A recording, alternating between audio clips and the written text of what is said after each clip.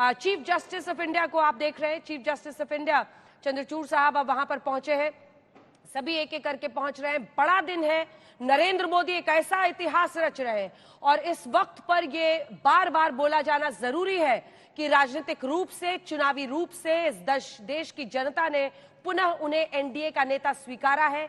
BJP 2 बार स्पष्ट बहुमत लाने के बाद इस बार 240 पर अटक गई, लेकिन एनडीए के नेता के तौर पर उन्होंने फिर जीत दिलाई है और तीसरी बार वो प्रधानमंत्री बन रहे हैं इस देश के। 17 सितंबर 1950 में वडनगर में उनका जन्म हुआ था। 70 के दशक में लगभग आप समझ लीजिए कि 78 के आसपास वो संघ के कार्यकर्ता के रूप में, प्रचारक के रूप में देश के कोने कोने में भ्रमण के लिए जाते हैं।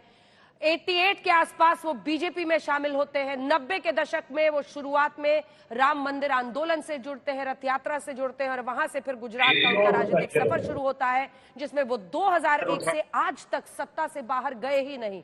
या तो वो मुख्यमंत्री रहे गुजरात के, या फिर अब वो प्रधानमंत्री इस देश के लगातार तीसरी बार बन रहे हैं। Chief justice of India Chandrachud साहब वहां पर पहुंच गए हैं। तमाम जो विदेशी मेहमान हैं वो भी पहुंच गए हैं। कुछ ही देर में महामहिम राष्ट्रपति द्रौपदी मुर्मू वहां पर पहुंचेंगी, प्रधानमंत्री नरेंद्र मोदी वहां पर पहले पहुंचेंगे हालांकि, जिसके बाद शपथ ग्रहण समारोह की शुरुआत होगी। आप अंदाजा लगा लीजिए कि बहुत लंबी लिस्ट है। 12 मंत्री तो सिर्फ ऐसे हैं जो गठबंधन के साथियों के हैं, 2 टीडीपी से, 2 जेडीयू से। शपथ लेते लेते अगर 1-1, 2-2 मिनट भी सबको लगता है, 2 घंटे का वक्त इसमें पूरा लगने वाला है। और उन सबसे मुलाकात करते हुए चीफ जस्टिस ऑफ इंडिया जो विदेशी मेहमान हैं उनसे भी इंटरेक्ट कर रहे हैं। और ये मंच पर मौजूद वो बड़े चेहरे हैं। एकनाथ शिंदे क्या बोल रहे हैं, सुनिए। पैराट्रूपर, बहुत घुड़सवार है। जी हाँ, आपने ठीक सुना। Ladies and gentleman, the president's bodyguard देख सकते हैं एकनाथ शिंदे ने साफ तौर से कहा कि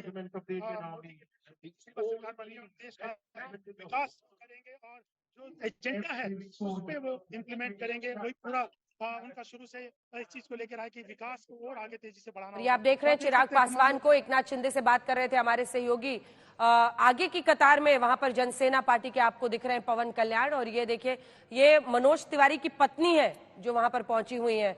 मुझे लगता है सब वहां पर पहुंच रहे हैं, बारी बारी से अपनी अपनी सीट खोज रहे हैं, अपनी अपनी जगह खोज रहे हैं। अशोक, अगर आप मुझे सुन पा रहे हैं तो बात कीजिए कुछ और नेताओं से अगर मुमकिन हो पाए। हालांकि अब काउंटडाउन शुरू हो चुका है, किसी भी वक्त पीएम रवाना होंगे। अलग अलग राष्ट्रपति भवन मौजूद हैं और आप देख सकते हैं कि अक्षय कुमार भी यहाँ मौजूद हैं और दोनों अलग हो जाएंगे ना। तमाम पॉलिटिकल पार्टीज के लोग। मल्लिकार्जुन खड़गे दिखाई दिए। मैं बात करता हूँ महेश शर्मा जी हमारे साथ मौजूद हैं जो कि नोएडा से सांसद। महेश जी, तीसरी बार शपथ ले रहे हैं प्रधानमंत्री नरेंद्र मोदी, लेकिन गठबंधन की एनडीए की सरकार। देखिए, पहली बार भी एनडीए था, दूसरी बार भी एनडीए है, तीसरी बार भी एनडीए है और आगे भी एनडीए है। तो हम सबके लिए जीते भी हैं हम, और आज भी जीते हैं, आगे भी हम ही जीतेंगे। हमने एनडीए ने मिलकर एक चुनाव लड़ा है, तो मैं समझता हूँ हमारे लिए गर्व की बात है कि भारत के प्रधानमंत्री जी के उस संकल्प को, उस सपने को लेकर हम आगे बढ़ रहे हैं। यही हम सबके लिए संकल्प की बात है। देखिए मनोज तिवारी भी यहाँ पे मौजूद है, बांसुरी भी मौजूद है। आप दोनों से मैं बात करना चाहूँ। मनोज जी, पहले आपसे किस ढंग से देखते हैं तीसरी बार शपथ ले रहे हैं प्रधानमंत्री नरेंद्र मोदी? अद्भुत क्षण है, गौरवशाली क्षण है। इस देश का भाग्य बहुत तेजी से और उड़ान भरेगा। नरेंद्र मोदी जी तीसरी बार शपथ लेने जा रहे हैं। आपका पहला चुनाव था और साउथ दिल्ली से आप जीती है, नई दिल्ली से किस ढंग से देखते हैं? आपकी माँ रही है कैबिनेट में और आपको पहला चुनाव था, तो ये मोदी के साथ काम करना कैसा आपको लगता है? जी, मैं तो कृतज्ञता ज्ञापित करती हूँ नई दिल्ली संसदीय क्षेत्र के प्रत्येक देवेंद्र कि उन्होंने भाजपा का चयन करा है। इस जीत का पूरा श्रेय हमारे प्रधानमंत्री नरेंद्र मोदी जी की कल्याणकारी योजनाएं और उनके विकसित भारत के विजन को जाकर उनकी लोकप्रियता को जाकर, और मैं उनके इस विकसित भारत के संकल्प को सिद्धि तक ले जाने की प्रतिबद्ध। आप देख सकते हैं कि तमाम यहाँ पर हंसराज अहीर भी बैठे हुए हैं यहाँ पर। हालांकि इस बार वो चुनाव लड़े। हंसराज जी, आपने प्रधानमंत्री मोदी के साथ ओम बिरला साहब आ रहे हैं, एक सेकंड आपको टोक रही हूँ। ओम बिरला साहब आ रहे हैं, ठीक है, आप बात करते रहिए। ओम बिरला जी को आप देख रहे हैं स्पीकर के तौर। बात कीजिए Ashok. Ladies and gentlemen, please welcome with a loud round of applause the President of Maldives, तो देख सकते हैं कि मोहम्मद मुइज़ू। मंत्रियों का पहुंचना जारी है। और वहां अनाउंसमेंट हो रहा है मोहम्मद मुइज़ू के पहुंचने का। मालदीव्स के साथ बीच में कई उतार चढ़ाव हुए, लेकिन इन सब के बावजूद पड़ोसी मुल्क भारत की ताकत, उसके रुतबे, उसके शान को समझते हैं और आज ये तमाम पड़ोसी मुल्क इस खुशी में शरीक हो रहे हैं जिसका नाम हिंदुस्तान है।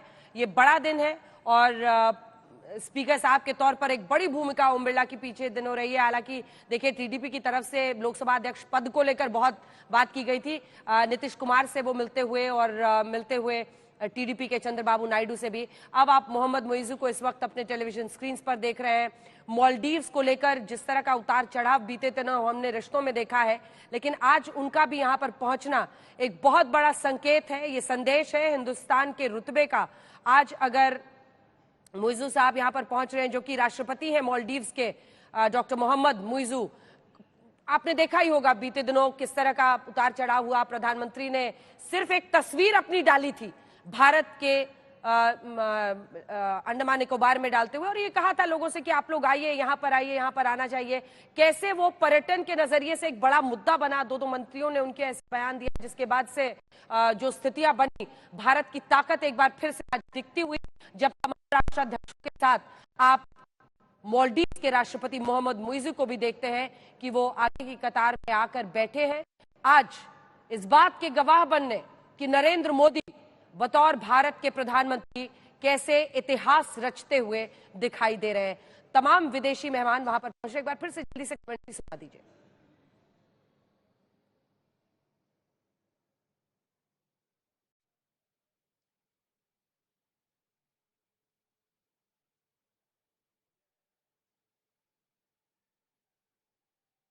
एक एक करके यहां पधार चुके हैं।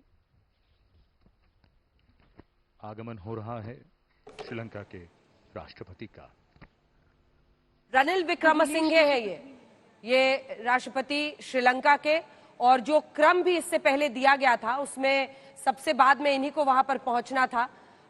ये अब पहुंच गए हैं, तो मुझे लगता है इसी के साथ समापन हो गया है। तमाम जो विदेशी मेहमानों का पहुंचना था वो पूरा क्रम पूरा हो गया है, जिसमें सबसे पहले भूटान के प्रधानमंत्री शेरिंग तोब्गे पहुंचे और उसके बाद से नेपाल के पुष्प कमल दहल साहब प्रचंडा वहां पर पहुंचे और प्रचंड जी के पहुंचने के बाद जगन्नाथ साहब पहुंचे, जो कि प्राइम मिनिस्टर है मॉरिशस के। फिर बांग्लादेश की प्रधानमंत्री शेख हसीना वहां पर पहुंची हैं।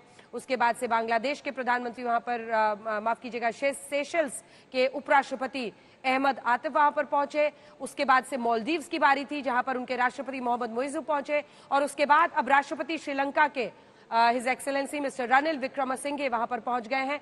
और इन सभी के यहां पर आने के बाद अब मुझे लगता है कि प्रधानमंत्री के पहुंचने का सिलसिला 7 बजे प्रधानमंत्री अपने घर से रवाना होकर लगभग 7:08 पर यहां पर पहुंच जाएंगे। इट्स अ फुल हाउस, हर कुर्सी में यहां पर एक अलग उत्साह, जो आम लोग हैं, खास लोग हैं, सबको बुलाया गया है, क्योंकि ये जानकारी भी आपको देते चले कि चाहे वो सेंट्रल विस्टा में काम करने वाले लोग हों, एमसीडी में काम करने वाले हों, सफाई कर्मचारी हों, उन सबको आज मेहमान बनाकर लगभग 300 ऐसे लोग हैं जिनको आज यहाँ पर अलग अलग ऐसे ही कर्मियों को बुलाया गया है। और ये बांसुरी स्वराज को आप फिलहाल देख रहे हैं, सुषमा स्वराज की बेटी हैं, वो नई दिल्ली सीट से जीती हैं और दिल्ली वालों ने गजब ढाया हुआ है। एक बार फिर से 7 की 7 सीटें, हर्ष मल्होत्रा लेकिन एक सांसद इनमें से आज मंत्री पद की शपथ वहां पर लेते हुए आपको दिखाई देंगे। अब प्रधानमंत्री नरेंद्र मोदी के वहां पर पहुंचने का इंतजार है, जिसके बाद शपथ ग्रहण समारोह की शुरुआत होगी। उसके बाद वहां पर महामहिम राष्ट्रपति द्रौपदी मुर्मू पहुंचेंगी और ये थम्स अप का साइन दिखाते हुए तमाम बीजेपी के दिल्ली वाले सांसद, जिन्होंने क्लीन स्वीप करके एक बार फिर बीजेपी की झोली में 240 में से 7 सीटें अपने दम पर डाल दी हैं। लेकिन चर्चा नरेंद्र मोदी की हो रही थी और नरेंद्र मोदी ने कैसे 2021 से लगातार एक तरह से जीत का मंत्र साधा हुआ है। वो जब जब जिस चुनाव को लीड करते हैं उसमें विजय हासिल करते हैं।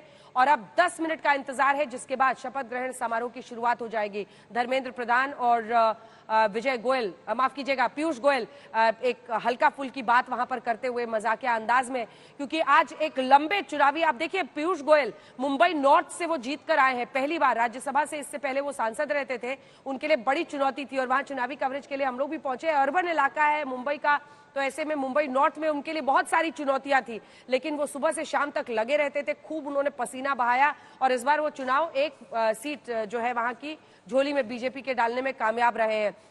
ऐसी सीट थी जो रामनाइक का गढ़ था एक वक्त पर बीजेपी की तरफ से, लेकिन गोविंदा कांग्रेस के टिकट पर जीते और वो सीट छीन ली कांग्रेस के लिए। फिर संजय निरुपम ने बीजेपी को वहां हराया, लेकिन उसके बाद से बीजेपी 14-19 में लगातार जीती और वो सिलसिला इस बार पीयूष गोयल ने बरकरार रखा है। तो चाहे वहां पर आप ज्योतिरादित्य सिंधिया को देख रहे हैं जो कि गुना सीट से जीत कर आए हैं, एक ऐसी सीट जो लगातार उनके परिवार के ही लोग 6 बार से जीत रहे हैं संसद का वहां पर चुनाव, तो वो भी एक बड़ी जीत है। ये आप रामविलास पासवान की पत्नी को देख रहे हैं, चिराग पासवान सामने ऊपर बैठे हुए हैं क्योंकि आज वो पहली बार मंत्री पद की शपथ ले रहे हैं। ये बड़ा दिन उनके लिए है जो तमाम मंत्री पद की शपथ ले रहे हैं। मुझे लगता है उनके परिवार के लोग आज आगे की कतार में हैं। राजनाथ सिंह जो वहां पर मौजूद हैं, अमित शाह को आप देख रहे हैं, नितिन गडकरी भी इस बार मंत्री बनने वाले हैं। एक बार फिर से आपको वहां पर लिए चलते हैं जल्दी जल्दी सबके पास। श्वेता, अगर आप मुझे सुन पा रही हैं, जल्दी से एक रिएक्शन अगर कुछ आप वहां का दिखा सके, क्योंकि अब काउंटडाउन शुरू हो चुका है। किसी भी वक्त मुझे लगता है 3 मिनट के बाद प्रधानमंत्री वहां पहुंच जाएंगे। खूबसूरत जिस तस्वीर का सब इंतजार, ये राष्ट्रपति भवन अंदर की लाइट्स भी जल चुकी हैं और बाहर से अगर आप तस्वीरें हमारे दर्शक देख रहे हैं कितना खूबसूरत लग रहा है। राष्ट्रपति महोदय आएंगे, उसके पहले प्रधानमंत्री नरेंद्र मोदी अपनी जगह पर बैठ जाएंगे। सभी लोगों ने अपनी जगह ले ली है, बड़ा दिलचस्प दिखा। पीयूष गोयल पहले राज्यसभा सांसद थे, लोकसभा से जीत कर आए हैं मुंबई के, लेकिन तमाम यहाँ पर देख रहे हैं कि सब लोग सही जगह पे बैठ गए, नहीं बैठ गए, सभी की जगह। और यहाँ पर आपको दिखाना चाहेंगे चिराग पासवान के चाचा आ चुके हैं, पशुपति पारस जी यहाँ पर, और अब उनको बिठाया जाएगा आगे की ओर, वो खड़े हुए हैं। दूसरी तरफ की तस्वीरें आपको दिखाना चाहेंगे, यहाँ तमाम लोग हैं जो अपने कतारों में बैठे हुए हैं। तमाम सांसद आपको बताते चले कि अपनी अपनी पंक्तियों में यहाँ पर बैठे हुए हैं और इंतजार अब किया जा रहा है प्रधानमंत्री नरेंद्र मोदी का, जो कुछ ही पलों में यहाँ पर पहुंचने वाले हैं। और यकीनन आज का जो दिन है वो बेहद ऐतिहासिक है। एक तरफ नरेंद्र मोदी, पंडित नेहरू के लगातार 3 बार प्रधानमंत्री पद की शपथ साफ नहीं आ रही है। एक बार अशोक भी हमारे वहां सहयोगी वहां से मौजूद है। अशोक, एक बार नजारा दिखा दीजिए। मुझे लगता है कि सबसे अच्छे आप ही के सिग्नल चल रहे हैं इस वक्त वहां से। बिल्कुल बिल्कुल अंजना, इसमें कोई दो राय नहीं। देखिए, आप तमाम लोगों को मेरे पीछे देख सकते हैं, जहाँ पे कैबिनेट जो मंत्री शपथ लेंगे, प्रधानमंत्री भी पहुंचने वाले हैं, लेकिन काफी लोग पहुंचे हैं। सिर्फ अमित शाह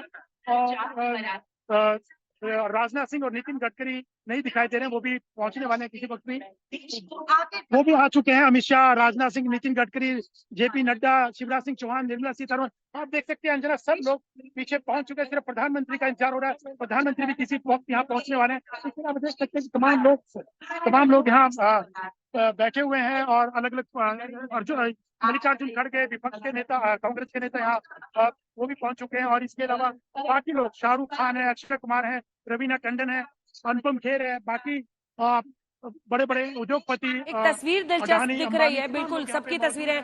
श्वेता, एक दिलचस्प तस्वीर है, अनुराग ठाकुर दिख रहे हैं सामने ऑडियंस में बैठे हुए। एक ताकतवर मंत्री के तौर पर उन्होंने भी अपनी जगह बनाई थी, लेकिन इस बार ऐसा लगता है कई सारे नाम हैं जो नहीं है। हमीरपुर से वो जीत के आए हैं, राज्यसभा से एस जयशंकर, जेपी नड्डा, अश्विनी वैष्णव, रामदास आठवले, हरदीप पुरी, जयंत चौधरी, बीएल वर्मा, रामनाथ ठाकुर, सतीश दुबे, एल मुरुगन, पवित्र मुरुगन, कई सारे लोग हैं जो मंत्री बन रहे हैं, लेकिन हमीरपुर से जीतने के बावजूद उन्हें जगह नहीं मिली।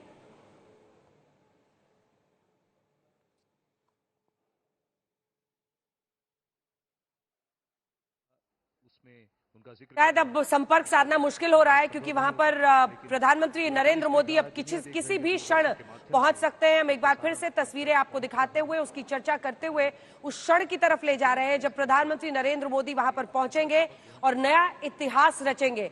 ये भव्य नजारा जब देश का राष्ट्रपति भवन एक नए इतिहास, एक नए वर्तमान, एक नए भविष्य के आगाज के लिए एक नया अध्याय शाम के इस पहर में लिख रहा है। साधु संतों को हमेशा यहाँ पर स्वागत दिया जाता है और स्मृति ईरानी को आप देख रहे हैं। स्मृति ईरानी बीजेपी की तरफ से एक जुझारू नेता के तौर पर अपनी जगह बरकरार रखी हैं। हालांकि अमेठी की सीट वो हार गई, लेकिन स्मृति ईरानी आपको दिख रही हैं, वहां पर मौजूद है। इसी के साथ बहुत सारे मंत्री हैं जो नहीं है।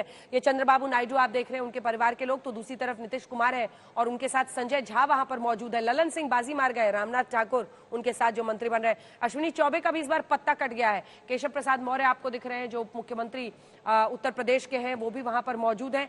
कई लोग आज वहां पर मौजूद है सभी जो गणमान्य लोग वहां पर मौजूद हैं उसमें हम आपको दिखा रहे हैं तस्वीरें। झारखंड के रांची से बीजेपी के सांसद हैं संजय सेठ, लगातार दूसरी बार सांसद चुने गए हैं। 19 से लगातार वो सांसद रहे हैं। कांग्रेस के सुबोधकांत सहाय को हराया था, इस बार उनकी बेटी यशस्विनी सहाय को उन्होंने हराया है और वो भी आज शामिल हो रहे हैं। तो ये हम आपको दिखा रहे हैं, एक एक करके सबके बारे में जानकारी आ रही है। तमाम विदेशी मेहमान पहुंच चुके हैं, ये भव्य नजारा और यही हिंदुस्तान के लोकतंत्र की ताकत की गवाही देने वाली शाम 7:10 की वो तस्वीर है जो हिंदुस्तान के लोकतंत्र की एक ऐसी कहानी लिखता है जिस पर देश को नाज है। जिस वोटर ने गर्मी में पसीना बहाकर कतार में खड़े होकर अपना मत डाला, आज उसकी जीत है क्योंकि उसने अपनी सरकार चुनी है अपने दम पर। इस देश की जनता ने एक मजबूत सरकार लेकिन इसी के साथ एक मजबूत विपक्ष को इस बार चुना है और एक मजबूत विपक्ष ये साफ साफ इशारा करता हुआ, इसमें आप देख रहे हैं कुमार मंगलम बिरला भी बिरला ग्रुप के वहां पर आपको बैठे दिखाई दे रहे हैं। रवीना टंडन आपको दिखाई दे रही हैं। सभी लोग वहां पर मौजूद हैं और इंतजार इस बात का है कि अब से कुछ ही देर में प्रधानमंत्री वहां पर पहुंचेंगे, जिसके बाद राष्ट्रपति महामहिम द्रौपदी मुर्मू का इंतजार रहेगा। शाम के इस पहर में एक वहां पर जो रोशनी की गई है, एनएसए को आप देख रहे हैं, अजीत डोभाल साहब, और इसी के साथ नृपेंद्र मिश्र जी को देख रहे हैं। हालांकि उनके बेटे साकेत मिश्र इस बार हार गए हैं। अयोध्या की भी सीट फैजाबाद की बीजेपी हार गई फैजाबाद, लेकिन इन सब के बावजूद एक बड़ी जीत इसलिए है क्योंकि बीजेपी की बेस्ट परफॉर्मेंसेस में से ये 240 वाला आंकड़ा भी आता है, क्योंकि नरेंद्र मोदी के नेतृत्व में तीनों बार बीजेपी ने जो सीटें हासिल की हैं वो उनकी अधिकतम सीटें हैं। 282 2014 में, 303 2019 में और फिर 240 2024 में। इट्स अ फुल हाउस जिसे कहा जाता है अंग्रेजी में। सभी लोग वहां पर पहुंच चुके हैं और एक भव्य नजारा हिंदुस्तान का आज दिखता हुआ विश्व में जो मुल्क देख रहा होगा वो ये जान रहा है कि भारत के लोकतंत्र की ताकत, उसकी जनता का जो संदेश और जो चुनाव होता है, उसका जो मैंडेट होता है, वो किस तरह से इस देश के लिए सर्वोपरि है। और आज उसी का जश्न मनाते हुए सभी लोग आपको यहाँ पर दिखाई दे रहे हैं। विदेशी जो मेहमान हैं वो भी यहाँ पर मौजूद हैं। इसी के साथ देश भर से जो कोने कोने से लोग पहुंचे हैं, आज सभी यहाँ पर विराजमान हैं और मंच पर मौजूद हैं। और एक लगता है भोजपुरिया कॉर्नर यहाँ पर जुड़ गया है। हालांकि निरहुआ साहब विक्ट्री साइन दिखा रहे हैं, आजमगढ़ की सीट वो नहीं ले पाए।